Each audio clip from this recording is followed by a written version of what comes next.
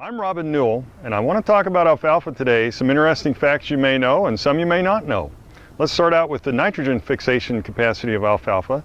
It's a perennial legume and it fixes more nitrogen than any other crop legume, and that's because it makes a lot of protein. It needs that nitrogen to make protein in the plant. An alfalfa plant can fix, or an alfalfa stand can fix about 300 pounds of nitrogen per acre per year, and that's a lot of nitrogen. And that's one of the reasons why it's the queen of forage crops and produces so much protein. But alfalfa also does some other things. It scavenges nitrogen from the soil. And it's been shown that tile water or groundwater below an alfalfa plant, an alfalfa field, will have less parts per million of nitrogen than under most row crops. So it's also a scavenger of nitrogen.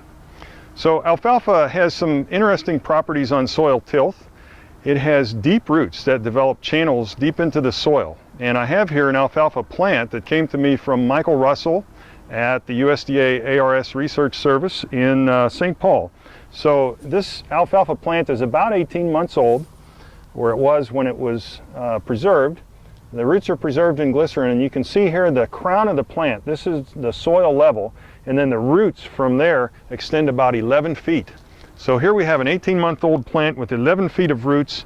Alfalfa grows about 6 feet of roots per year, so it's not uncommon to have 3- and 4-year-old stands that have roots 20 feet deep into the soil. So when the roots grow that deep, they develop deep channels into the soil. It's a place for water to follow, and it can improve drainage to some degree.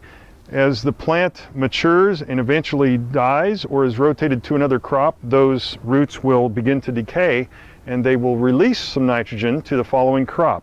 And they'll also provide those channels for both water movement and air movement deeper into the soil. So we know that in a following crop, let's say for corn for example, we generally don't need nitrogen application because the alfalfa provides all the nitrogen the corn needs for that first year that we rotate into corn. Even the second year, we get about half the nitrogen needs of the corn crop in the second year following rotation out of alfalfa. So it really is prolific in providing nitrogen. Also deep in the soil, if we get some organic matter placed, we can get some microbial activity that follows, and that's also good for other crops and for deeper root growth into the soil for crops that follow. So these benefits will give us yield benefits in following crops that exceed the nitrogen benefits in the longevity of those yield effects. So as much as 5 years after an alfalfa crop has been rotated, we're still seeing some benefits to corn. So it's typical that the nitrogen benefits would be anywhere from 10 to 20 bushels per acre following direct rotation out of alfalfa the first year or two.